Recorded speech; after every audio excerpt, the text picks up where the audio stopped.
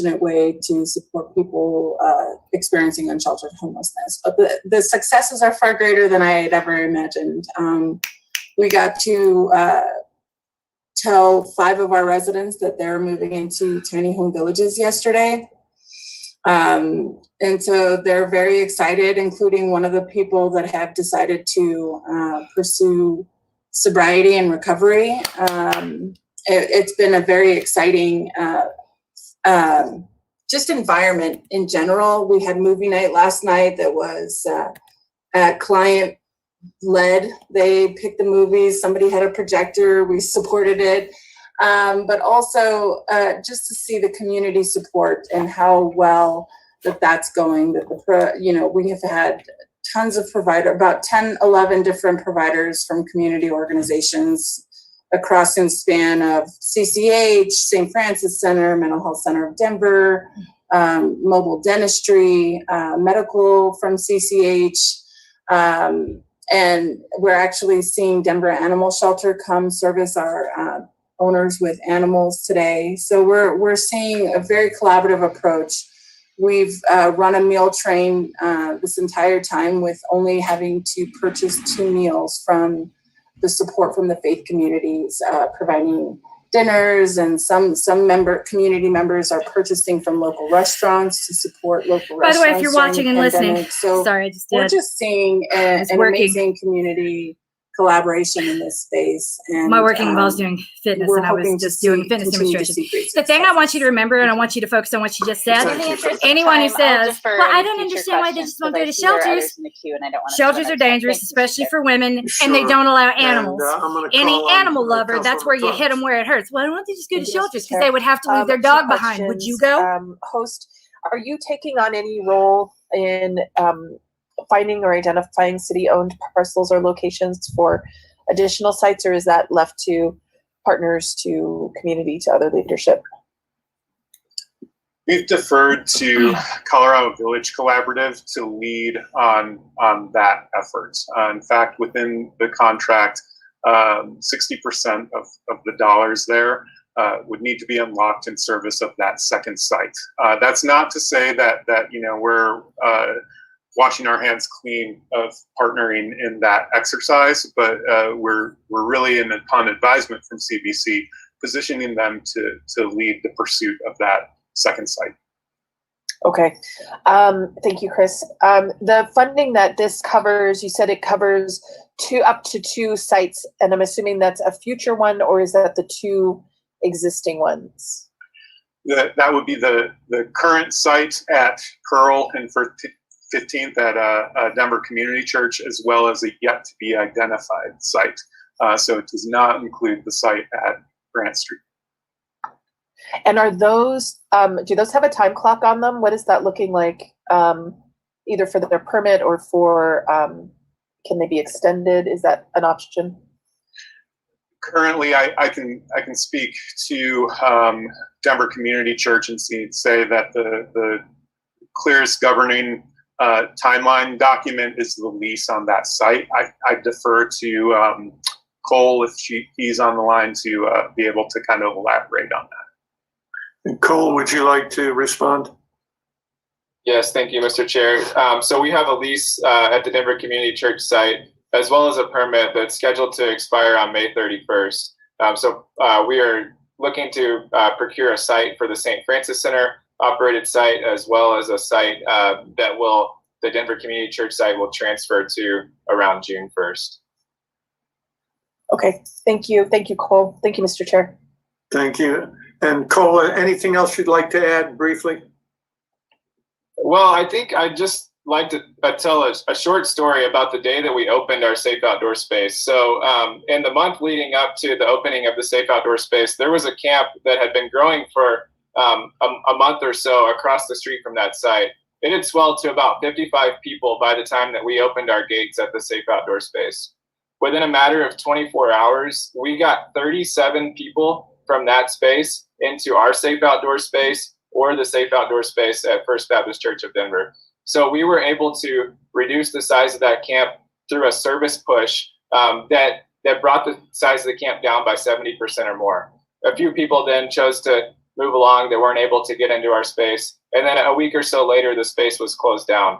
But to me, it was an incredible demonstration of what is possible through a model like this in terms of avoiding the just ongoing nature of the encampment closures and the sweeps that just push people down the street to the next block. This was an opportunity to actually bring people into services in a brand new way.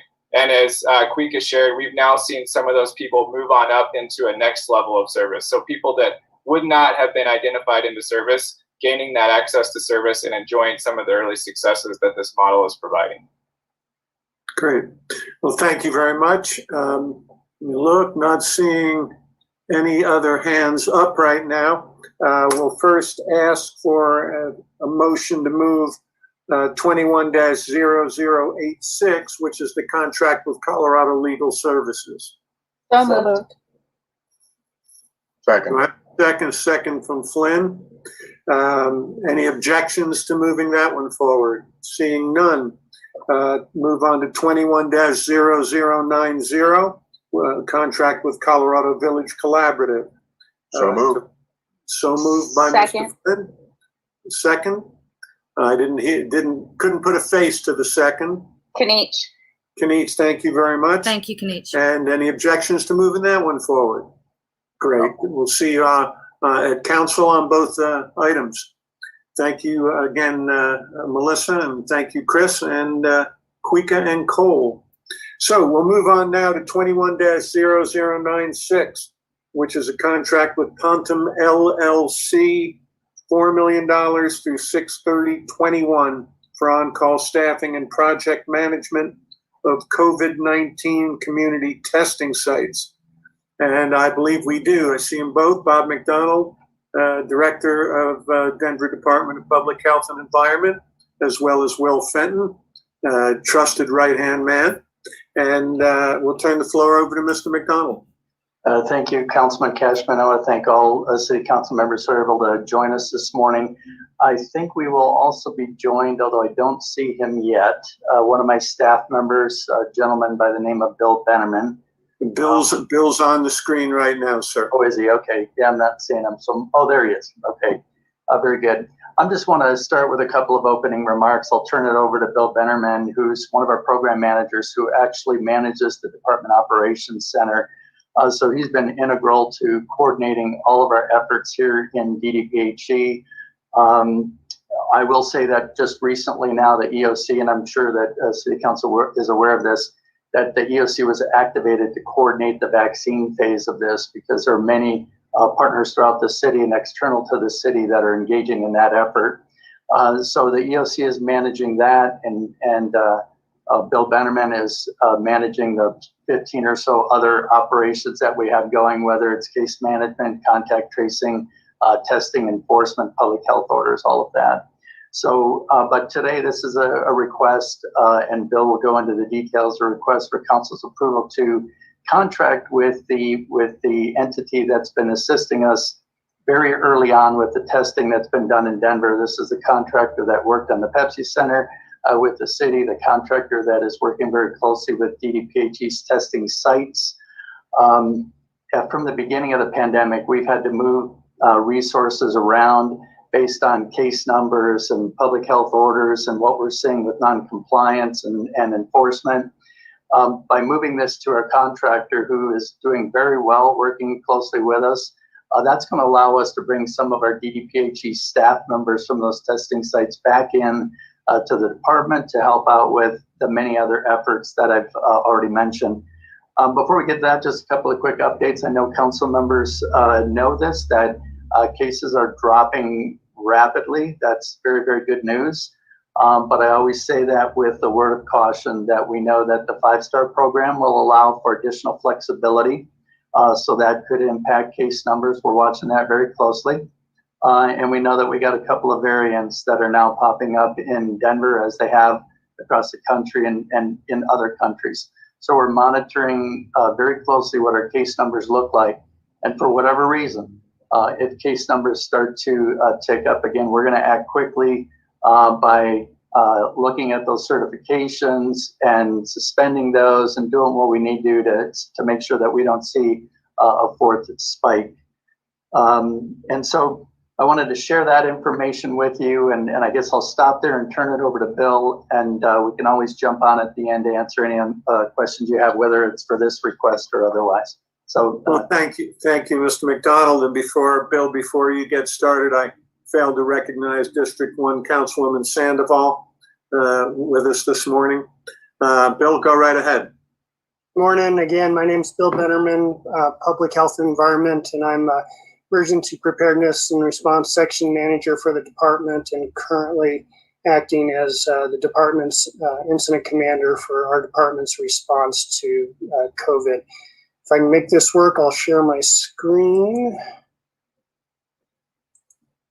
And it's not working.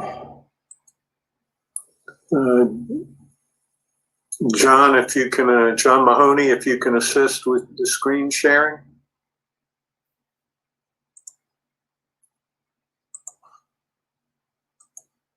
And we'll try that there. There we go. Okay. So we just have a real quick presentation on kind of what we're proposing with this contract. And let's see if I can advance slides.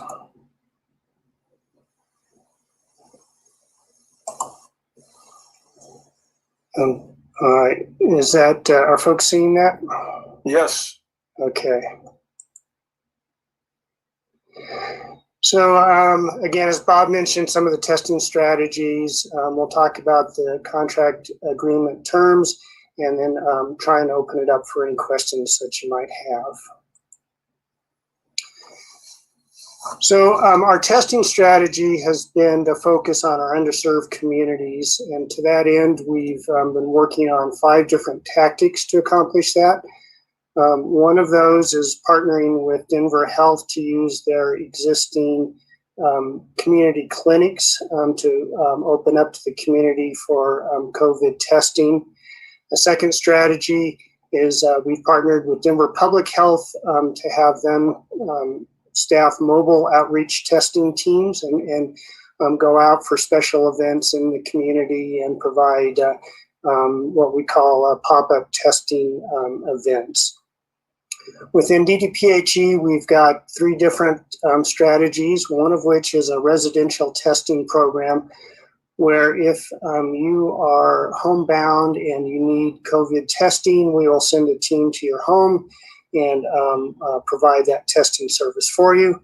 We also have mobile outreach testing teams that will send out to places like shelters, long-term care facilities if they need testing support, and we'll also do community testing events as well. And then we have our fixed community testing sites, which is the focus of this contract, and we'll talk a little bit more about that on the next slide. Currently in the city and county of Denver, across all testing opportunities, not just what we're providing, we're seeing about 5,000 tests being completed per day in the city and county of Denver. Our fixed community testing sites, we currently have 4 locations. Denver Human Services East, which is up by Carl Boulevard and I-70, Green Valley Ranch Pool, Paco Sanchez Park, and then Ruby Hill Park. We have testing available 7 days a week. This is available at most of these sites 7 days a week. We do have some scheduling conflicts that don't allow us to operate at some of the locations on one of the weekend days. We're currently staffing these 4 locations with over 100 temporary emergency service workers, as well as staff from DDPHE and also some redeployed staff from other departments. We have the capacity to test over 2,000, complete over 2,000 tests per day at these fixed community sites. Fortunately, the demand is really since Thanksgiving has been low, and so we're currently seeing in 500 tests per day is about what the demand is for us. So we have a lot of additional capacity if COVID situation changes and we start to see an increase in demand for testing. What we're proposing with this contractor is to have them assist us with the staffing and management of our existing 4 sites, and then also if the situation requires it, we can open up 2 additional testing sites. The contract allows us to expand or contract if, as the situation requires, the number of testing sites that we have. And then the contractor will provide supervision, team leads, and the appropriate number of staff to run these testing sites. So there's, in addition to that, we'll have a site supervisor from the department on site as well. This contract, right now we're looking at expiring in June. We believe that by the end of May, if all things go well, we should start to see that demand for testing further decrease, and we should be able to start scaling back some of our testing efforts. Maximum contract agreement is $4 million. We expect the actual expenditure on this will be less than that, but we wanted to make sure we had capacity, funding capacity if we needed it. Funding source is through federal grants, Enhanced Laboratory Capacity Grant, specifically set up for this kind of activity. We have been working with most, again, this contractor in a different role with us at our testing sites for since October, and again, they've been supporting the city at Pepsi Center since the spring of last year. They'll provide all, qualified site supervisors. They'll comply with all of our health and safety plans and oversight in terms of city operations. And then we will support them with a lot of the infrastructure that's needed for these testing operations.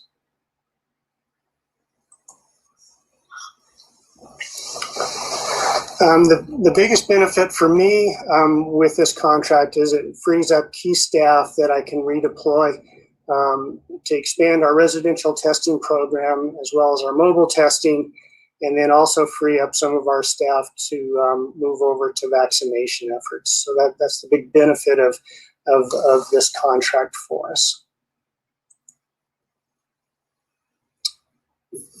And with that, we can open it up to any questions. So thank you very much, Bill, for the presentation.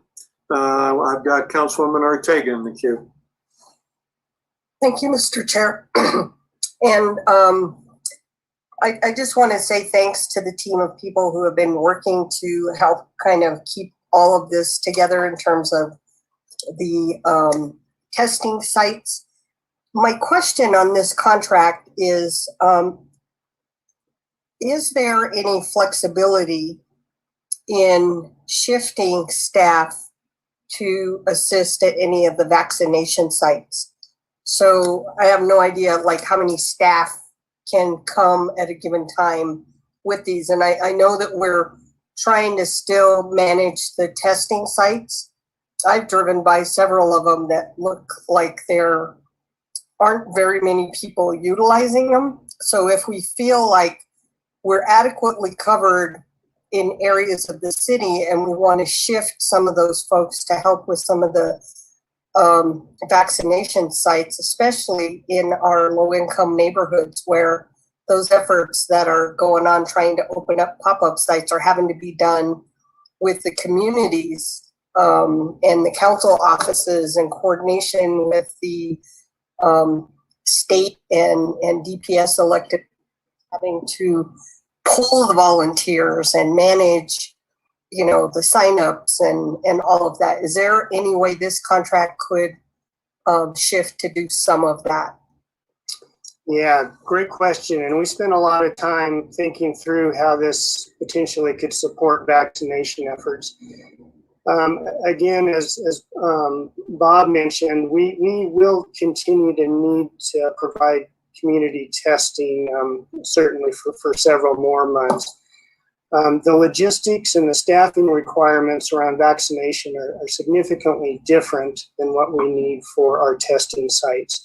So we took a look at, you know, is there a way to co-locate transition these existing testing sites to vaccination sites, or use some of the staffing. And there's a little bit of possibility with that, but to use one of the existing sites, we'd really have to close it for testing, completely redesign and reconfigure the location to accommodate vaccination efforts. And none of these sites are really well suited for that. There just isn't the right footprint to reorganize the site for vaccination efforts. A lot of the vaccination staffing requires staff with different skill sets than what we have for the testing. And the funding that allows us to do this testing is not transferable to vaccination efforts. We're looking at additional vaccine funding or vaccine funding from other sources for those efforts. So we've got $4 million till the end of June. And if the volume is only 500 and we have the capacity to do would you say it was 2,000 a day? Correct. How many sites does that include right now? So right now we have 4 sites, and again, the capacity to test, complete about 2,000 tests per day across those sites. If the COVID situation changes and we see a significant increase in demand for testing, we can open up 2 additional sites at locations as we would need to. With the 4 sites, our expenditures will be about $450,000 per month. And so again, we don't expect we will need to spend the full $4 million for this contract, but we wanted to have the capacity if the COVID situation changes and we start down this roller coaster ride again and have a lot of demand for testing. Okay, thank you. I see some of my colleagues have questions as well, so I appreciate your input. Thank you. Thank you. And yeah, we've got 4 council members in the queue. We've got 30 minutes left for this conversation. Council Pro Tem Torres, you're up. Thank you so much. Thank you, DDPHE. A question about outcomes. So moving kind of a localized testing site to Paco Sanchez to Ruby Hill, one of the intentions around that was to make sure that it was close to communities that we knew needed a different kind of access. So how do we know if we achieved that?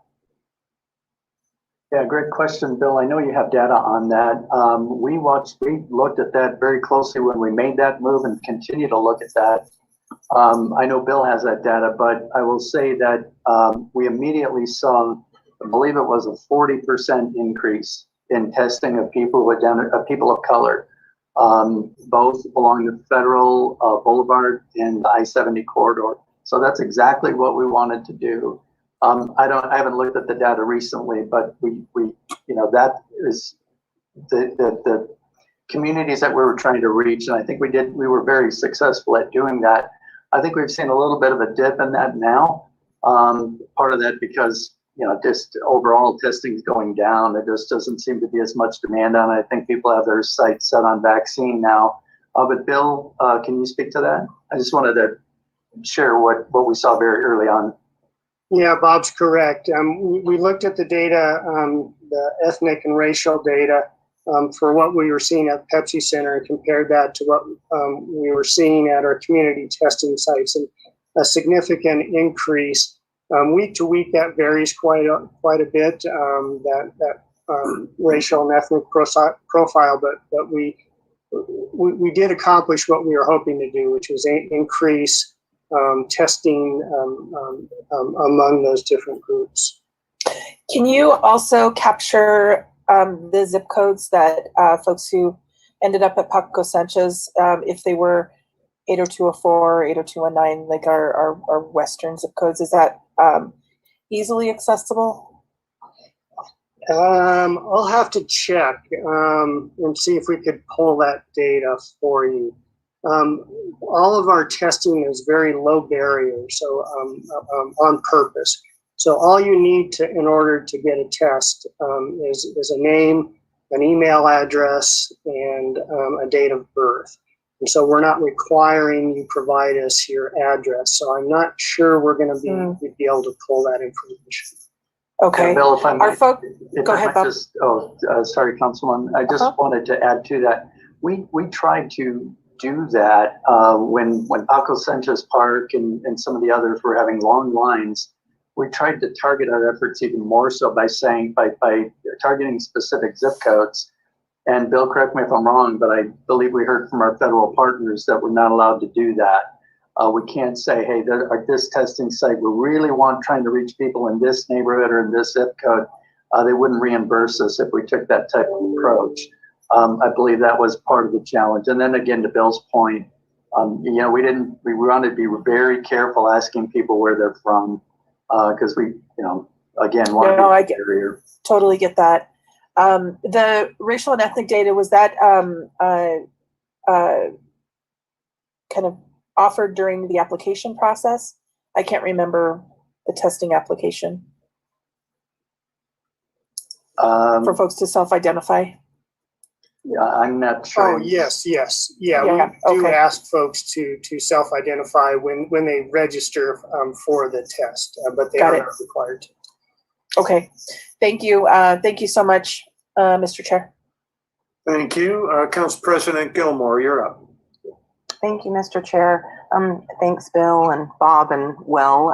Will and I had a meeting with the great folks from Healthy Foods for Kids this morning, and we were talking, as you might imagine, about testing and vaccination. And I wanted to understand, I know Councilwoman Ortega brought it up, but we have the big SCL Health vaccination clinic going on at National Western this weekend, and there are 3 forms that residents need to fill out to register for that, and the council offices are serving in that capacity of taking registrations and doing that work. And then I know that in other areas we have reached out to our nonprofit partners, and I just want to recognize that our nonprofit partners are really taxed to the max at this point, and I hesitate putting more on them. And so in your presentation, you talked about the testing sites are staffed by over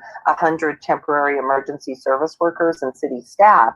Has there been conversation in the EOC of possibly deploying some city staff or the emergency service workers to assist council offices, especially in communities of color, to assist us in the registration process, in the printing of forms, in supporting our, phase 1 older adults in lowering the barriers? And so I'd just like to understand what the conversations are to help support the folks who are boots on the ground, the council offices and nonprofits, especially in communities of color.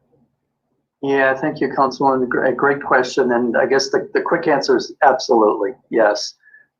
There's a whole logistics section that's looking at how do we deploy people, how do we get more volunteers, how do we pull existing staff members into the vaccine effort.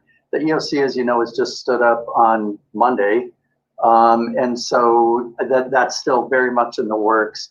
I think partly what's slowed us a little bit, and then this is not just in Denver, I talked to all my regional public health partners and statewide partners, but part of the city's planning efforts have been delayed a little bit by two things that come to mind.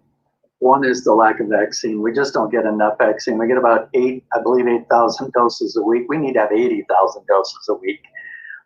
And the other is there have been a lot of changes at the state level with the tiers. We're required to adhere to those, of course.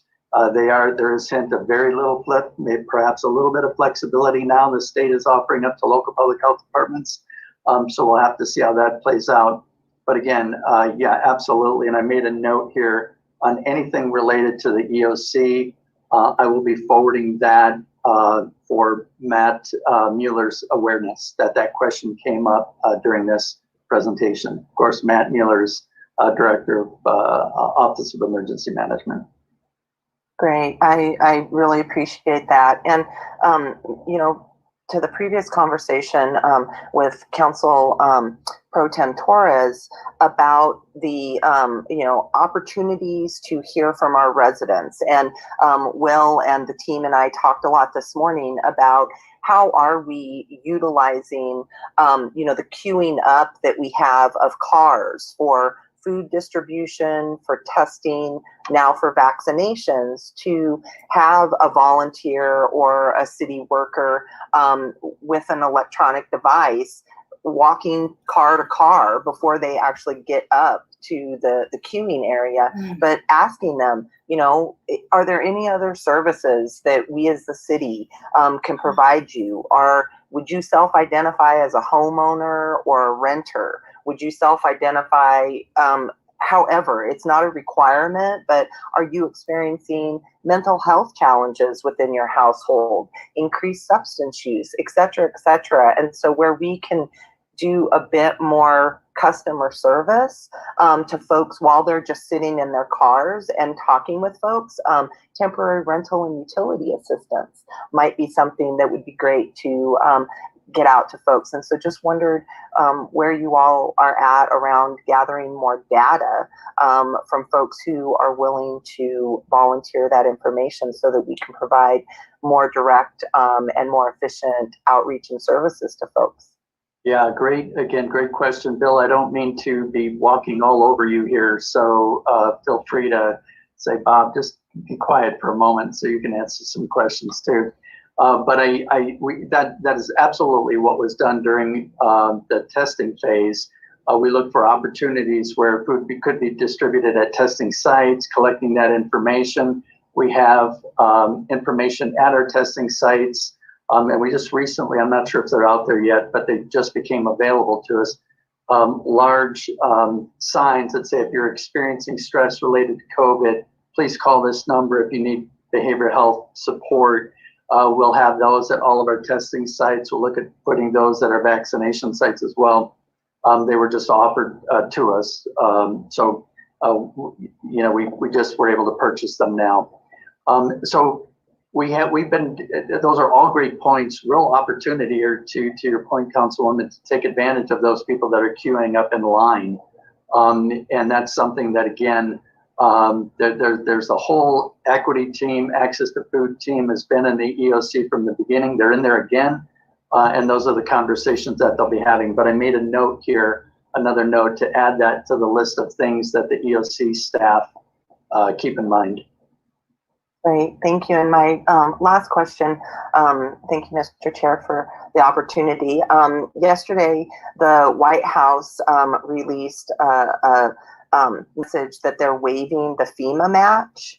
And I know I reached out to Sky Stewart to get a little bit more information on what that might mean, because if we don't, as a city, have to come forward with the 25% non-federal share for the FEMA match, what does that look like as far as opening up more of those dollars that we could actually get deployed directly out into the community? Or do you have any thoughts around where this might, you know, I guess open us up to more innovation in what we're trying to do? Yeah, and that one I'd have to say, we have a whole finance team that's working on that. Under the direction of Department of Finance, but we have people in DDPHE who work very closely with on monitoring our federal funds. Will and Bill, I don't know if you have any updates along those lines. I'm afraid I don't at this time, but I can certainly follow up with an email to all. But Will and Bill, updates on that? One piece of good news that came out recently, as well as that FEMA will allow us to move some of these testing costs to our FEMA application, which frees up my grant testing dollars.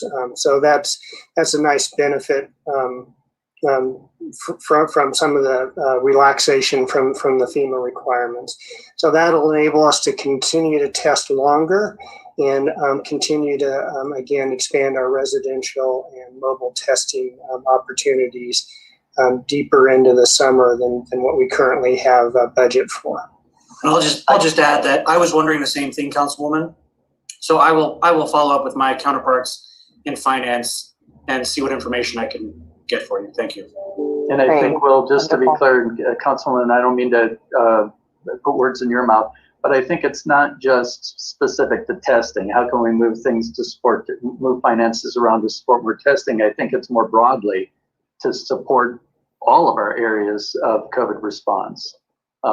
I believe that's the question. Oh, most definitely. And I would just, you know, I've already reached out to Sky this morning, and so I know she's working on it. If you can all just coordinate with her, because, you know, really when we look at this, we have food insecurity, the mental health gaps, testing, vaccination, and then housing instability. And so those items, it would just be really helpful when we have folks queued up that we could dig in a little bit more and get some good data so that we can be coordinated and reach some key performance indicators that we want to, especially in our underserved communities. And so thank you all for your work. Thank you, Mr. Chair. Thank you. We've got 15 minutes left. We've got Councilmember Sandoval and then Flynn. Go ahead. Thank you, Mr. Chair. Thank you, Mr. Chair. So thank you, Bob, and your whole team. On slide 7 of your presentation, it talks about mobile. It talks about additional benefits, residential testing and mobile testing. But I don't see any information on how to access that. And I don't think I even know a phone number to do mobile testing or to do the residential testing. So if you're sick and you're not feeling well, the last thing you want to do, especially if you're older and you're not able to go out, is figure out on a website where those are, in my experience. So how do we find those resources? Yeah, so we have a number of mechanisms for pushing that out. I reference that frequently on town halls, press events. Our comms people put information out through social media. There is our website. And Bill, maybe you can speak to the process where people can just simply call 311 and make an appointment. But can you speak to that, Bill? Yeah, especially for our residential program, just calling 311. 311 has a script to walk through whether you qualify for the residential testing program, and then make that connection with our call center, our department COVID call center, and then we set up an appointment to come out and do that testing.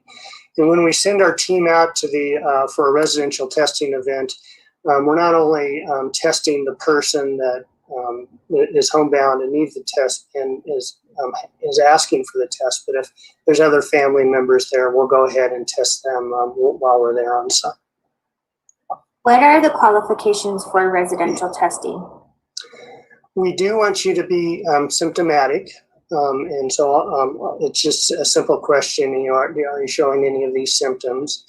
If you're not, then we're trying to save our residential testing team for those folks who are symptomatic.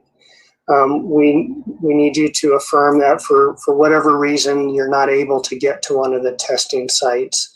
And then you do need to live within the city and county of Denver. We don't have the authority to test outside of our county. So I have one last question.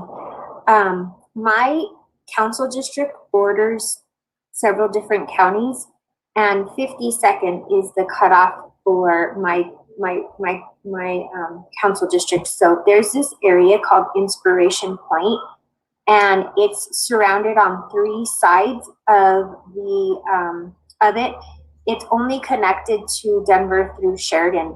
And my aide brought, my council aide Gina brought an interesting point up the other day, that if people are calling from their cell phones 311, the cell tower is outside of the city and county of Denver, and they can't get into the 311 system.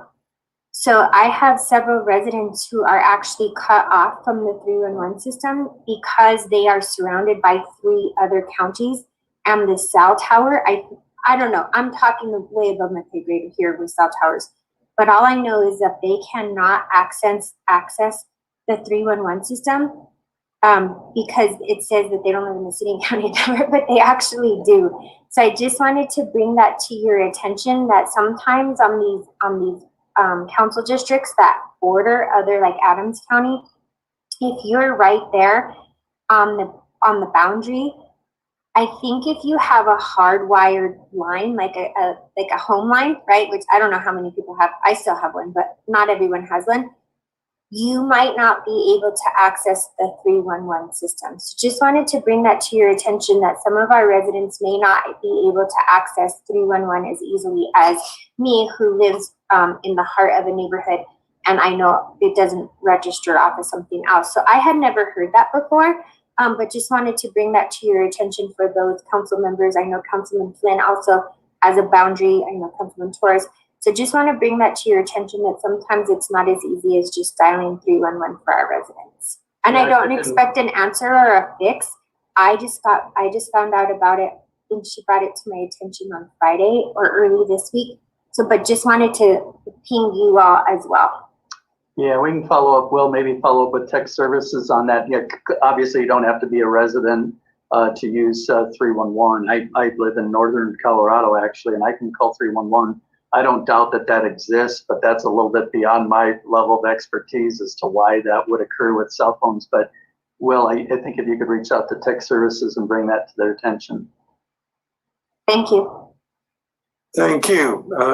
Next up, Councilman Flynn. Thank you, Mr. Chair, and thank you, Councilwoman Sandoval. That's something I had not contemplated. I'll have to try 311 from down here near Kipling and Bellevue. You know, welcome to the world of Southwest Denver, where our post office is Littleton. I don't need all of the information right now, Bob, but I would appreciate before this comes to the floor understanding a little more about this vendor, Pontem LLC. It was registered only 6 weeks ago today, but the backup material that you filed said that it's the same entity that's been working all along at Pepsi Center. So I just want to understand, and I know that Ms. Ortiz, who is the, I guess the managing member of the LLC, is in our audience. About Philadelphia. Maybe she can explain quickly. I'm just trying to figure out, is this the same people, or is it a reorganized entity that is different than what we were working with at the Pepsi Center? I'm just trying to understand the background of an entity that was filed only 6 weeks ago. I can answer part of that. So, thank you. Renee started with the Pepsi Center, and she's done a lot of work with the city for special events, coordination and management. So she's the current work she's doing for us is under her LLC Eventful Productions. For this particular contract, she was advised to change her, set up a new LLC for this work, specific to this testing work. So the scale of the work, and so it's the same company under a different under a different LLC. We advised her. The city advised her to set up a different LLC. Her attorneys. Okay. Okay. I guess I'll reach out to her separately and try to understand what the reason for that was. But it's the same people. Yes. Essentially. And does this contract include? I see that it includes the provision of the staffing, the setup, the tear down, the disposal of any hazmat, etc. Does this $4 million also provide for the provision of the testing materials, or do we provide that to them? Yeah, great question. The state provides the testing materials and the laboratory analysis. Excellent. All right, thank you. That's all I have, Mr. Chair. Thank you, Councilman Sawyer. Thanks, Mr. Chair. Just curious, I saw an article yesterday that there's FDA approval for an at-home COVID test that's coming. So I'm just curious whether this is going to change this strategy any, right? As we talk about the potential for, maybe shifting to vaccine sites. And I realize you said that this is not going to, that we would have to change all of this around in order to move this to a vaccine site. But do you think that there's a shift coming with that potential? Or is that going to take so much time that really this $4 million contract is not going to change that any?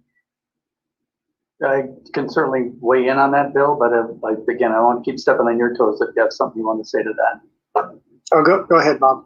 Okay. Well, first of all, there are a number of at-home tests already. There are some that you can get over the counter, rapid tests, and it's hard to say. If I think that's a valid point, that more people will probably, the more those types of rapid tests become available at home, the more people are probably going to try to take advantage of that because it's just easier for them. I think with any of those tests, you have to be careful. And many of them recommend that if you test positive, go and get a PCR test that's done by local public health or your provider or whoever. A lot of them are very nuanced, like the rapid Binex test. A person could use that at home, but with a lot of those tests, it depends upon when you do it and how you do it. You have to be very, very careful. Like with that rapid Binex test, it's best if you use it when you're actually symptomatic. Sometimes people try to use it when they're not symptomatic and you'll get a false reading. So it really depends on the level of people's comfort with how much they have to be careful with the use of it. And if it's just, I'm just kind of curious, well, it's probably okay. If they're experiencing symptoms, it's probably okay. But it should be followed up, most of those with a PCR test. I think the testing numbers are going down again, in part because more people are kind of focused now on not just how do I get my vaccine. I'll be careful until I get there. And then to your point, Councilwoman, I think some people are buying those and relying on those more. The one thing about this contract, Bill, I don't know if we made this clear, but if testing keeps dropping, we do have the option of just discontinuing it or scaling it back every month based on needs. So we'll keep our eye on that. That's great. Thank you. Thanks, Mr. Chair. Thank you. Seeing no further hands up, I would entertain a motion to move 0096 to the full council. So moved. Second? Second. Okay, we've got Question. Sawyer and Ortega. Just a quick question, sir, Mr. Chair. Would Yes. we have flexibility to shift these dollars to something else if we scale back and don't use the full million? Bill? You might be muted, Bill. Sorry.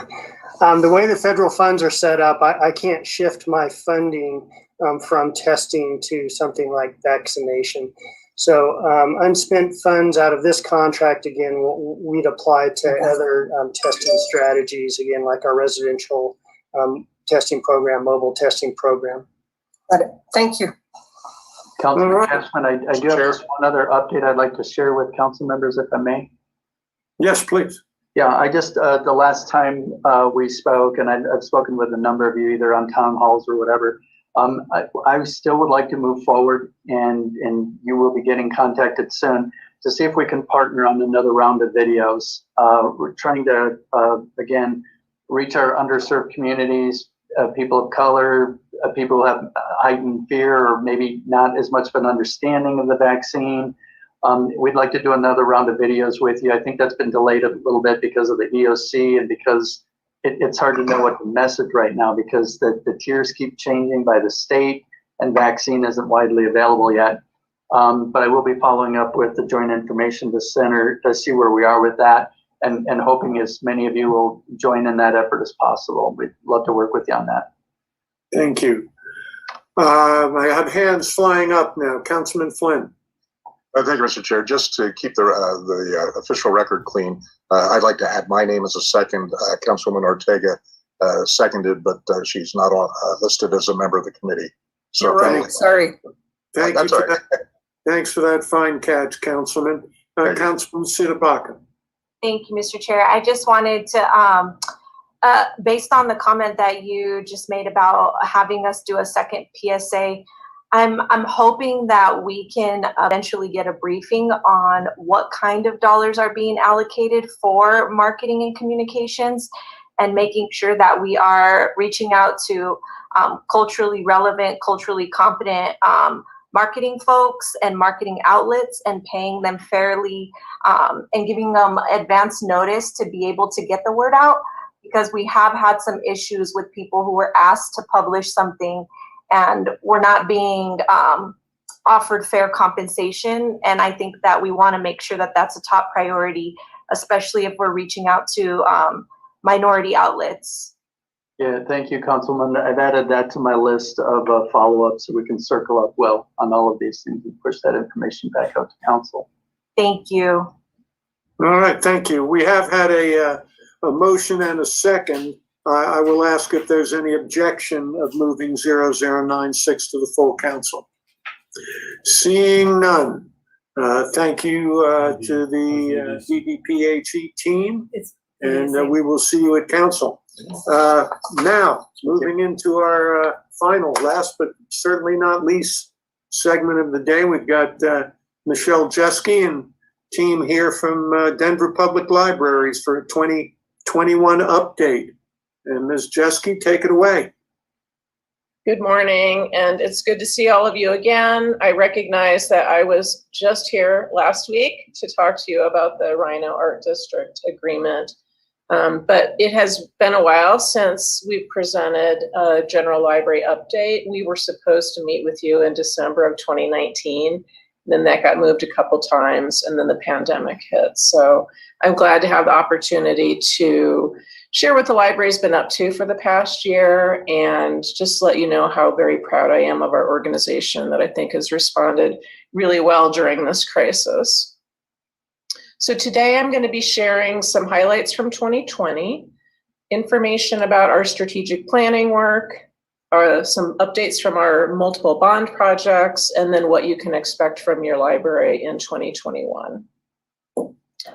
So although our buildings have been physically closed due to COVID, our team has worked really hard to stay connected to our community and continue offering services and programs in new ways. In 2020, we were able to issue almost 30,000 library cards to new customers. This number is less than 2019, but we remain proud that we managed to find a way to connect new people to our services and programs during such a challenging time. As you might suspect, our closing completely at the beginning of the pandemic and then not being fully open had a significant impact on our circulation figures. Still, we had a lot of materials circulate and saw more than a 13% increase in checkouts of our downloadable book and audiobook collections, and a 17% increase in unique users. These numbers are tricky and in some ways have lost meaning year to year because of circulation policy changes. As just one example, the user experience actually improved for downloadables this year, allowing people to better control their holds, but that had a negative impact on overall circulation numbers. We also have streaming movies, and this service saw an 80% increase in plays from 2019 to 2020 as more people spent time at home and more people discovered this service. And lastly, we have a really remarkable service where librarians recommend books based on your personal preferences, and use of that has increased tremendously in the last year. So when we closed in March, our team worked really diligently to figure out how to check out books to our customers in a safe manner. We did this as fast as possible, given the significant amount of learning and development of new safety protocols needed. Curbside pickup was a service we had already been thinking about before the pandemic. We knew it would be an intense process, which is one of the reasons we had not implemented it previously.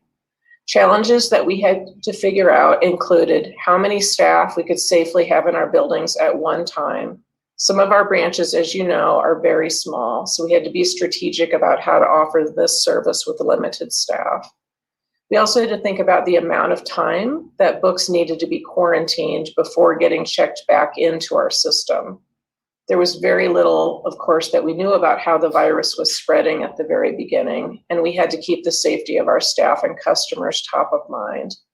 The national recommendation at that time was 4 days.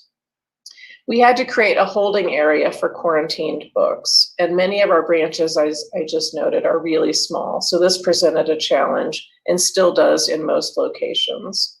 And lastly, we had to develop a brand new digital service, a pickup system for customers to sign up online. But at the end of June, we quietly began to provide curbside pickup services at all 26 locations. And then we officially launched after the 4th of July weekend. Later in the year, we began offering the ability for customers to request bundles. So give me 10 board books on dinosaurs or 5 cozy mystery novels, which isn't the same as browsing the shelves, but gives people more options. We also moved as quickly as we could to develop new kinds of diverse programming. Most of this was done virtually. For example, we were able to get live story times up and running on our YouTube channel because we recognized children and parents needed a service like this while folks were at home. We offer 3 to 4 story times every weekday for different ages in English and Spanish. People can watch live or catch up on them later. We also recognized our older adults were more disconnected than ever due to COVID. We were able to stand up programming geared toward this population pretty quickly as well. And we held over 280 older adult programs throughout the year with over 3,700 attendees. We knew that we had to find different ways to connect to people outside of the virtual world. And we've seen great success with more traditional formats to deliver programs like the good old-fashioned phone. Our long-standing phone a story service saw a 61% increase in weekly calls in 2020. We were able to create some partnerships with organizations like the Colorado Rockies, city council members, and the lieutenant governor who read stories for different age groups. This service is also offered in other languages, and new stories are available every week. And for any listeners at home, the number is 720-865-8500. And if you're a customer of the library, you may have used our Ask Us feature on our website, where a live librarian will help you find the answers to your questions. We completed over 19,000 sessions in 2020 with an average of 1,600 sessions monthly. We work daily to be creative with our programming. As I mentioned, we focused a significant amount of time figuring out what we could do to support older adults. Similar to Phone a Story for Kids, we launched an adult version called Litline, where adults can call weekly for a short story, poem, or an excerpt from a book in both English or Spanish. And the number for that is 720-865-2003. Of course, we were all impacted greatly by last summer's racial and social justice protests. We wanted to find a way to be a part of the solution, so we eliminated wait times on several important ebooks on racism, such as How to Be an Anti-Racist and White Fragility. We shifted our budget to ensure that our community had access to these books immediately, and demand was high. These books were among the top 10 most circulated books in 2020 at DPL. Without face-to-face contact, our cultural inclusivity team also worked to get much needed programming for immigrants and refugees going virtually. We hosted virtual and phone group conversations to help participants with English language acquisition, programming with Spanish immigration lawyers, citizenship exam preparation support, and much more. We also developed take and make kits for youth and families to have something creative to do together at home. They aren't just instructions, but include the supplies as well. These have been given out at branches and through our outreach with our mobile services. And much of what I'm sharing is privately funded, I should note. Last but not least, at the tail end of 2020, we launched an expanded home delivery service. This service is focused on individuals who are not able to leave their home for any reason. We match customers with team members, and the customer can choose from our over 2.2 million items in our collection. And then we deliver the books and other materials to their home safely. So if you need this service, or someone else you know needs this service, you can call 720-865-1351 or email homedelivery@denverlibrary.org. Our community resource team, made up of our social workers and peer navigators, continue to serve individuals in need during the pandemic. We believe we were the first provider out in the community after COVID hit. our team began handing out water and going out to encampments to connect with individuals we'd been working with, but also making new connections. We made 2,002 touch points last year. And keep in mind that this includes individuals, couples, and groups. So for instance, one of these contexts could be a group of 5 or 10 individuals. 74% of these touch points are due to outreach. That means that our staff went out into the community and met folks where they are. With our closure, we visited areas like encampments to provide services, and this is across the entire city. However, around the Central Library is where we continue to see the most need, with over 37% of our contacts occurring at or near the Central Library. So just to share a little additional information that we found interesting, of the people we serve with this team, over 95% are experiencing housing instability and or homelessness. And when asked what support they need, the answers fall into these broad categories. Over 67% are seeking emotional support. Over 61% are looking to build rapport, wanting connections. We're establishing trust with them. Over 55% are seeking support for immigration and refugee needs, and 31% seeking homelessness services. So moving on to one of our most needed services at any time, and particularly during this time, I want to talk a little bit about technology access. All branches have continued to offer free Wi-Fi outside of our branches, even though we've been closed. And we've been seeing 1,400 unique users each week. 12 of our branches, including the Central Library, currently offer computer pop-up service through our on-demand Chromebook use. And given a relatively mild winter, we've been able to continue offering this many days. And recently, I want you to guys pay attention to this, because this is where the unhoused go to apply for jobs, to fill out forms, almost all of which are online. It matters. It's also where they charge their phones. Individuals used outdoor computing in 2020 outside of a library, and additional people used the service through our outreach in other locations. We've also been taking technology, Wi-Fi and laptops to the safe outdoor space sites that you heard about earlier today. As you can imagine, our outreach team was already pretty busy during COVID and before COVID. The pandemic really elevated their work because this was the only way we could provide services to the broader community while we were entirely closed at the beginning of the pandemic. The people who need it the most. They quickly started to go out into the community in April to provide free books to people of all ages. This team has really focused on serving the most vulnerable in our community. They've been going to DPS lunch sites, older adult locations, and food banks as examples. And in 2020, we made over 22,000 contacts and gave away, not checked out, actually gave away 44,000 books through the support of the Denver Public Library Friends Foundation and donors. We also gave out over 8,200 waters and collaborated with 36 partners. So this has just been a snapshot of our 2020 highlights. We felt it was necessary to provide this quick overview because even though our buildings are closed, we have continued to serve the people of Denver. It just looks a little bit different now. And we did all of this with a shrunken budget, shrunken staffing, and more labor-intensive processes.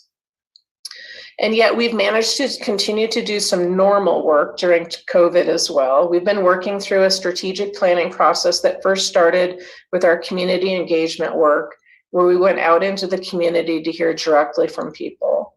We specifically asked them, what are your aspirations for your neighborhood? These community conversations set us up for our strategic planning process. In 2019, with the input from the community, staff, library commissioners, and partners, we developed a new mission, vision, and values that I'd like to share with you. Our new vision is a strong community where everyone thrives. Our mission, together we create welcoming spaces where all are free to explore and connect. And we have 5 values that center our work: welcoming everyone, fostering curiosity, strengthening connection, challenging inequity, and honoring the public trust. In 2020, we officially rolled this all out with different exercises and connection opportunities for our staff. Teams of staff members worked on our values in action, what those meant to us, and how we live those values in the work that we do. We hosted a staff retreat with over 60 staff members from across the organization to dig into strategies and indicators of success to help fulfill these values in action. We now have a draft of a blueprint of how we are planning to move forward, and I will have more information next time we come back to present. We expect our Library Commission to approve the new strategic plan in the first half of this year. One value that we doubled down on in 2020 was challenging inequity, and I'd like to share more about this with you. We've been working for a while to become a more equitable organization. We began to move the needle a little bit more in 2020, and I wanted to share some of our efforts focused on equity, diversity, and inclusion. In 2018, we established an EDI committee consisting of staff representation from across the organization. In 2019, we implemented a staff perception survey to understand internal challenges. In 2020, through a federal grant, we were able to create and host a 3-day symposium on advancing racial equity and inclusion in the workplace. And we had over 3,000 people from across the country and even some other countries attend. In 2020, we also hired an equity, diversity, and inclusion manager who sits on the executive team to help lead and coordinate our efforts. And given the trauma of this last year, we've been working to better support our staff of color through such means as providing facilitated monthly care circles for BIPOC staff and contracting with the Mental Health Center of Denver to offer one-on-one sessions for staff for approximately 2 months. Our new EDI manager is currently working with us on a plan for the next 2 years, and I look forward to sharing that with you next time we return. So turning now to our bond projects, these have all continued to progress really nicely, and I'm just going to give you a couple quick updates about each of them, starting with Smiley in Northwest Denver. So this renovation includes improving ADA access, upgrades to the service desk area, and the interior book drop. The beautiful original built-in shelves have been redone, and the bathrooms have received a much-needed upgrade. And perhaps the one most notable upgrade is in the basement.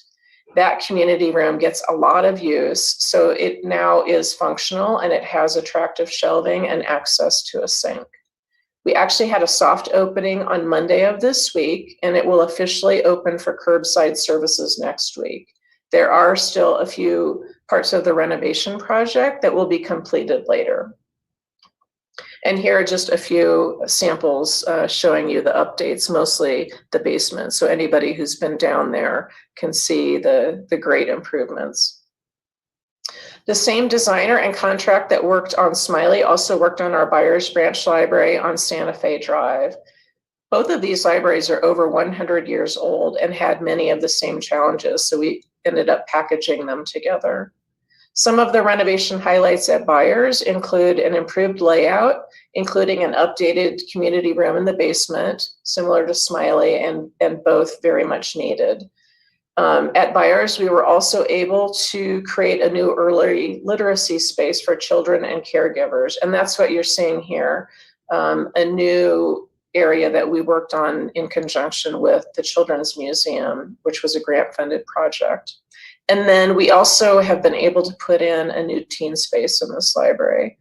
We anticipate opening up in February with curbside pickup here as well. And here you can see some photos of a brand new staircase and the updated community room in the basement. Moving on to Central, construction has finally begun there, and major construction will start in April, but demolition of all the public restrooms and other work has begun. And some of the renovation highlights that you will see here are new and modernized elevators. This is way past due, and staff are ridiculously excited about this. There are redesigned and enlarged public restrooms to increase access and security and improve plumbing and just honestly plain usability. We're also adding a bay of all gender restrooms on the first floor. And the grand hall that you enter on the first floor, what we call Schlesman Hall, will be renovated with relocated centralized service points and better visibility and security features. The renovation will also include much needed additional public meeting rooms, and there will be a new large programming space on the first floor with views of Civic Center Park in a much more accessible location that will also allow us and partners to hold after hours events and just in general larger programs than we've ever previously been able to hold. Of course, there is a lot of deferred maintenance in this renovation as well, HVAC units, plumbing, and those kinds of things. And then one of the most exciting components is a new reimagined children's library that will be in a new, brighter, secure space with age-appropriate zones and supports for literacy, play, and family engagement. And there is more, but in the interest of time, I'll stop there. We anticipate that the first floor public restrooms will be complete this spring, and we hope to be ready to provide first floor limited services this summer through the duration of the renovation. And then the current plan includes completing the new children's library about a year from now and completing the whole project in 2023. We are still fundraising for this project, and so we may yet be able to pull in some additional needs, and that could affect the schedule. But right now the project is going along extremely well. And here are some renderings of what we are shooting for. I don't think it should be a surprise to any of you that libraries operate very differently now than they did when the Central Library opened just over 25 years ago. And as I mentioned, some renovations have started, but the official kickoff is in April. And here, next slide, Erica. Here you can see some preparation work that we've been doing to get ready for construction. One thing I want to note is that, and you don't see it here, but we have a permanent new curbside pickup window on 13th Avenue as we foresee this popular service continuing well past COVID, and that's already in use. The fourth library renovation project that I wanted to highlight is currently in the works is at Blair Caldwell African American Research Library. And that renovation includes floor plans that are reconfigured to increase space for learning, creating, meeting, and collaboration, building systems and components that will be new and improved, community and conference rooms that will be transformed into flexible multi-use spaces, and a whole bunch more. I just want to assure everyone that there will be no changes to the museum on the third floor or in any way to interfere with or take away from the celebration of African American history at this location. The plans are really just to modernize the branch functions and better support the community. This project is currently in the design phase, and we've been using a committee consisting of representatives from the community to help with the design elements. Just been really fantastic to have them help lead this effort. We will be getting ready soon here to provide the community with an update on the design soon. And we are currently expecting that the construction for this will start in late 2021. Next up, you will see us focus on the renovations for Athmar, Schlesman, Pauline Robinson, and Ross Barnum. And then we still will have 3 additional branches to renovate with the 2017 bond funds. So the final renovations will be at Ross University Hills, Ross Broadway, and Eugene Field. So what can you expect from us in 2021? Given the budget decreases in 2020 and those in 2021, we've really thought long and hard about our strategic plan and where that's headed, what our assets are, and what the community needs right now and coming out of this pandemic. We know that during an economic downturn, people turn to libraries for a variety of services and programs. Yes, they do. And this pandemic and economic fallout will produce similar challenges for us. So we've developed 3 key focus areas for 2021, which are guiding our work. So first is collection access, really looking at different ways that our customers can access a physical or digital collection that reflects the interests of our community. Technology access, of course, ensuring anyone in Denver has the ability to use computers and the internet for free with limited barriers. And then the third, which has been proven most difficult during this time, is of course access to public space, providing spaces that anyone can use without buying something, participating in specified activities, or providing identifying information. And we're also being very intentional about our key customers, recognizing that the pandemic has greatly impacted these populations most. People who identify as Black, Indigenous, or people of color, vulnerable youth, the unemployed, the unhoused, refugees and immigrants, older adults, and it's not listed here, but it's on our official list, people who are digitally isolated. And of course, we're looking at the intersectionalities across all these populations and other historically marginalized peoples. So we will continue to be intentional about the services we offer the community as we recover from this pandemic. Next slide, Erica. This year, you'll see a new Chromebook hotspot lending program in partnership with Dido. We actually launched this publicly this week. People will be able to check out and take home devices for 3 months. We will continue to pivot our services to the commitments I just shared, focusing on our most vulnerable populations with virtual and phone programming and safe in-person programming when it makes sense to do so, and continuing outreach to meet people where they are. We've extended curbside hours starting a couple weeks ago. This provides more opportunities for customers to access materials and connect with staff. And we will continue to promote and ramp up the home delivery service. We'll be restoring in-person services once it's safe to do so. We've been working with the mayor's office and others in coordination with Denver Parks and Rec on this. And we'll be working through a reconsideration of the names of the Byers and Barnum libraries in conjunction with the Library Commission, Councilwoman Torres, and community members. And as noted last week, we plan on opening the as yet unnamed Art Park Library location. We discussed the specifics of this branch then, but in case viewers didn't catch that update, I just wanted to share a few key points about this new branch. The library developed a facilities master plan approved by the Library Commission in 2017, which identified the need for 3 new libraries, one in Westwood, one in Globeville, and one in River North. We've worked diligently with former and current city officials, elected and appointed, to find a partner and a site for a new library in these neighborhoods. And we remain committed to continuing those conversations and searching for space in those neighborhoods that need library services.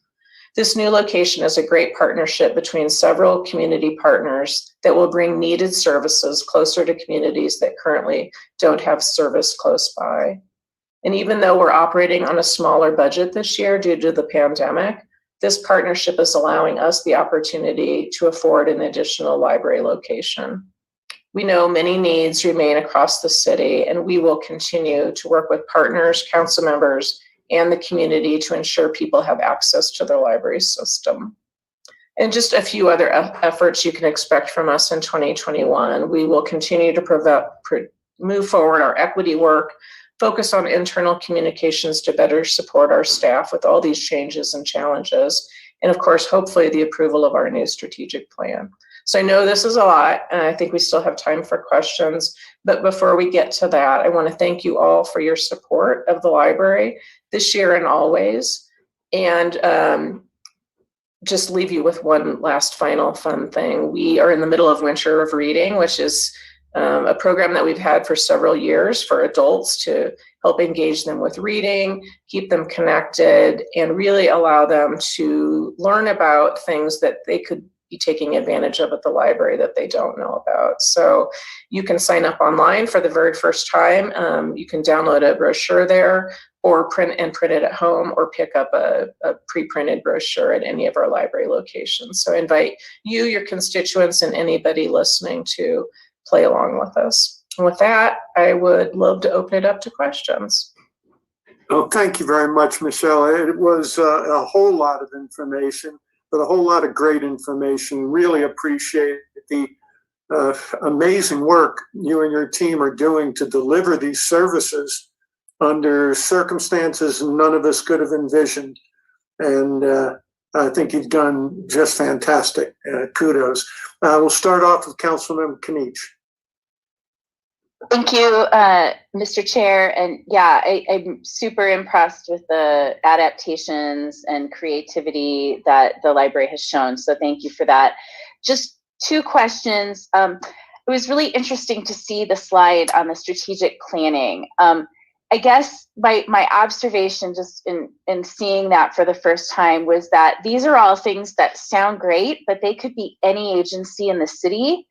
It didn't feel to me like a mission and a set of objectives for the library specifically. You know, there's no mention of reading or literacy. And I know that you do a lot more than books. And I know that you do a lot more than paper books. But I do think that foundational piece, I guess, you know, coming out of this pandemic, kids will have lost, many of them, a year of quality education or more, right? Some kids have kept up, but we know many have not. And I guess I've appreciated how adaptive you've been. I appreciate you're doing adult job searches and things like that and maker spaces. But I would just ask that as you guys, I don't remember I don't remember us being surveyed on your strategic plan, but I think it would be a mistake to have a plan that didn't feel like I could tell that you were the library versus it's because you're ignorant. Partnerships or human services or different agencies. So I don't know. I just felt a little surprised to see no reference to literacy at all in there. So I don't know if you have something to, you know, maybe you debated this, but. We did, as you might imagine, and just know that this is really the high-level framework, and what is being fleshed out now and will be approved by the commission includes strategies to help us make sure that we live these values. So, where I think that literacy and education in general falls into this is under that value of fostering curiosity. I actually think all 5 values touch on it, but that's the one where we really thought about which words we were going to use. And we do support and promote literacy. We still have a huge focus on early learning specifically, and out of school learning, which we know supports kids in school, and a whole host of other things. But we really wanted it to be a broader version of thinking about education, which we think is curiosity, because that kind of covers the whole spectrum of the life cycle of folks. And where we really feel like public libraries, and we're not alone in this, fit into educational achievement is really that developing that lifelong learning or love of learning and reading. And that happens through curiosity, finding the right book that will meet the curiosity. See, check it out. So yeah, take a look at what the library is used for, and that it's more than books, and it always has been. What you're concerned about. Literacy, my ass. Appreciate the feedback, and you ought to be ashamed. What the fuck kind of question was that? Something can be so innovative and cute that people can't see the thing, and so I would just suggest, who's your audience? And I don't know that I would see literacy and competency in your education, in curiosity. So competency. You hear me, I'm sure, and I'll wait and see the plan, but I'm struggling with it a little bit. I'm struggling with you. One request, actually, you know, we don't have a ton of time to dig into this now, but this is the Safety, Housing, Homelessness Committee. There are about $20 to $25 million being spent on services to address homelessness or with people who are homeless that are not in the host department. And, you know, you have one of them, you know, and I think that one concern I have is we're headed into a 5-year strategic plan. And right now it's a host strategic plan, which means that we have a number of millions of dollars that are not reporting outcomes through a centralized place. I'm not sure necessarily everyone has the same approach in terms of housing first and philosophies. There are certainly innovations that occur that we may or may not be sharing across agencies. So one request is that you all participate in both the planning for that 5-year plan, so that the services that you all are doing, we're double checking ourselves to make sure that we are, you know, efficiently and effectively providing the best services across all the agencies. And then 2, to be centralizing the reporting of outcomes for constituents who want to say, what are we doing? it's not, fair to ask them to go into, most people would not know to go into your annual report to find out the number of people being served and what we should all be reporting the same. What are the housing stability outcomes? Maybe it's the transitional housing outcomes, but I'd like you to please consider being part of Unified. And I'll be asking this of all the other agencies too. She's like, you do a lot for the unhoused, but we don't hold you responsible for outcomes. How about you start participating so we can, which is how they're going to take money away from the library. That better not be what you're after, Knies. You're done in 2023, but you got an uphill battle to become mayor. 3 to 5 year plan that we come out of at the end of the year. So would you be willing to consider being a part of a more strategic approach with those programs? Yes, we actually already are. We work with all the agencies. Thank you. This. Of course they do. Do your job, Knies. As a city, we do the work before you open your mouth. In terms of coordination, so absolutely, yes. Thank you for your openness. I really appreciate that. Last question is about space, and you and I have emailed some about this, so you probably anticipate my question, but there were periods of time over the summer where we were allowing events of up to 100 people to occur in indoor spaces. Across the street from you, another cultural facility that requires a fee to enter has been hosting people in person throughout the entire pandemic. And I know that we're a larger city, but we also have many branches. So if you think about the residents per facility, it may not be as different as a suburb that has, maybe 100,000 residents in one library. We have our 700,000 residents, over 20 or more libraries. So I guess one question about, and I know this might be more for Bob McDonald, but our nonprofits, for example, have opened their spaces to provide learning spaces for remote learners. And I feel like we have perhaps underutilized the indoor spaces of the libraries, while similar indoor spaces are opened to other segments of the community, right? Those willing to pay for museum membership or admission are going to indoor spaces. And, the state has given us waivers saying that is safe, that the protections are in place. And so I'm nervous that now that we're in 2021, it is time to push the envelope a little further in replicating some of the things that we're seeing from suburban libraries with scheduled times for people to use an indoor computer in a climate-controlled environment, right? In a space that's distanced with mask requirements, when the orders allow for that number of people to be in a space, having them in restaurants but not in libraries is getting harder for me to justify. And even if the library is full of unhoused, for the general public, I mentioned remote learning for schools, but another example is we're going to be starting a participatory budgeting process, which involves a community coming together to say, how is it that we want to spend public dollars? And the way that often is facilitated is as a community meeting where people can generate ideas and learn how much does it cost to put in a basketball court or a futsal court, and those types of things. And where we have digital exclusion, one answer you've provided is to give the puck or to give the computer and have someone go do it at home or to do it outside. But when we have orders that allow people in numbers, maybe it's 10, maybe it's at the 10 limit, where those things are allowed under the health orders to be using our spaces for city programming, even if it's not for general public. And I guess I would just ask if you feel that you are open to, or are you advocating for those things? And just anything you want to comment on. And again, it may be that the public health folks need to respond more so than you, but it's hard for me to see people eating in restaurants with masks off and kids not being able It's hard for me to see people eating in restaurants with masks off while people die on the streets. We have a lot of real estate that's sitting empty right now. So just curious about how we could be more creative while being safe in the same standards that others are using. Yeah, I feel like we are ready to go when the time is right. It did take us some time to get there. We are down over 10% of our staff, which these suburban libraries are not facing. And as you know, we have a different kind of population. So we are ready. I mean, we're ready when the time is right, and the numbers are coming down. And so, as I said, we'll continue to work with folks in the city to figure out when the time is right to do that. So expect some information, I hope, soon on that. I hear your concerns. Yeah, I guess maybe we can just, if the next time Bob comes for a general update to policy committee, Madam President, maybe we could ask him to kind of address this in terms of the differential treatment of cultural facilities and some of those things. That would be great. Thanks. Thank you very much, Mr. Chair. Thank you. Thank you, Councilman Kanish, for Sandoval. pointing out that there's a lot of empty real estate that makes you so sad to see people eating in bubbles, but not in libraries. Makes me sad to see all that empty real estate with people literally dying. I've spent many hours down in the basement of that library. I did not recognize it.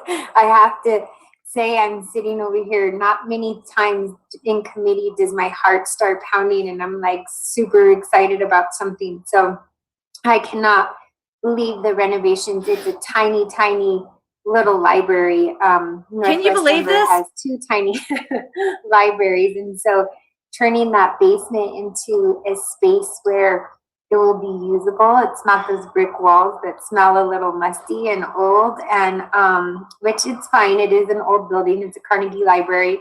So thank you for that work. I know that that library serves a lot of people, and I know it also serves a lot of people who may not live in Denver. My boundaries are right on the edge of Adams County.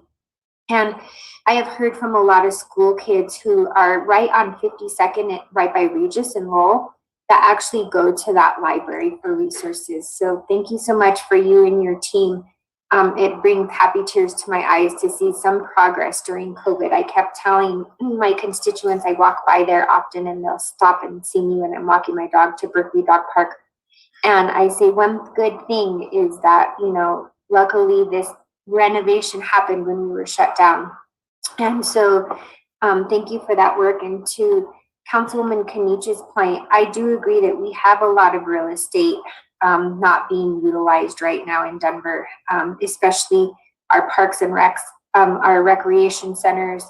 And it's hard for me to see them sitting there. It's hard for me to see my son going back to North and not be able to go to Woodbury Library and stop in and be able to visit them. So please know that when the Denver Public Library is ready to open, you have a partner and in Council District 1, and I will do everything to get my constituents there. We're eagerly waiting for everything to be safe. And it is hard to see people sitting in restaurants and not have our kids in rec centers and not have our kids in these facilities. And if it's hard for me, I can't imagine what it is being the library and the Denver Public Libraries and having them closed as well. So thank you for that.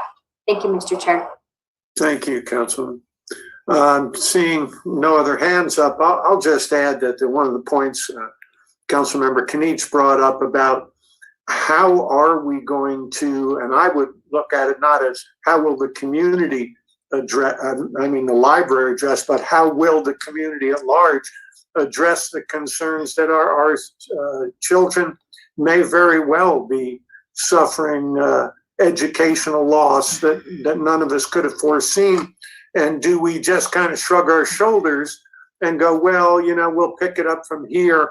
Or do we take a moonshot approach and really do whatever we can as a community to try to fill those gaps and make sure our kids are as prepared as they can possibly be to move forward with their education and out into the community.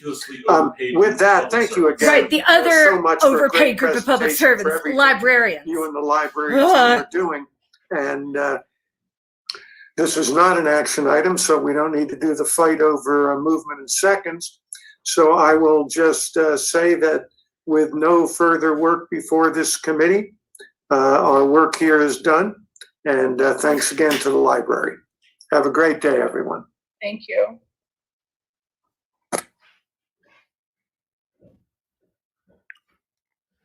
I don't know who the first woman asking questions was, but is she as dumb as she sounds? Yeah, that's Kanich, and her name's Robin Kanich, and she's every bit as dumb as what she sounds. And what she's doing is positioning herself for a mayoral run, because what they're all doing now is responding to the fact that I'm live streaming and people are paying attention, and they're trying to, instead what they're showing is the work they don't do, as opposed to confuse people with details that they're not aware of either.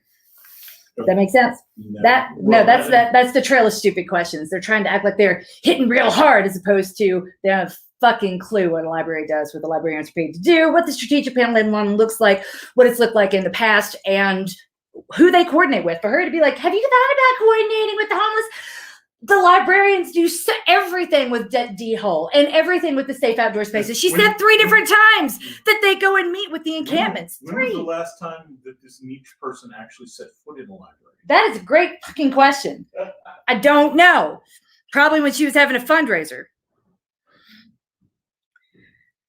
Seems to think the overpaid librarians could help.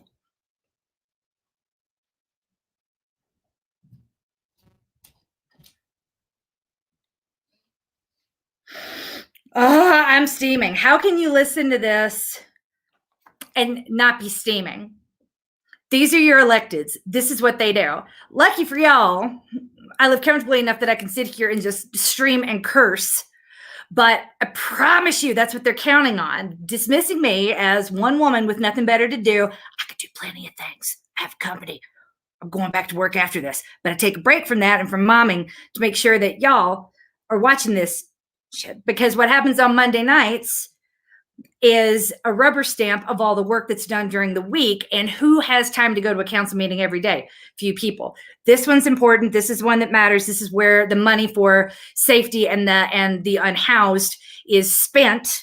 And they clearly know nothing about the services that are given to the unhoused, despite being responsible for it. And it's disgusting. Thank y'all. Have a good day. Get mad. Stay there. We got work to do.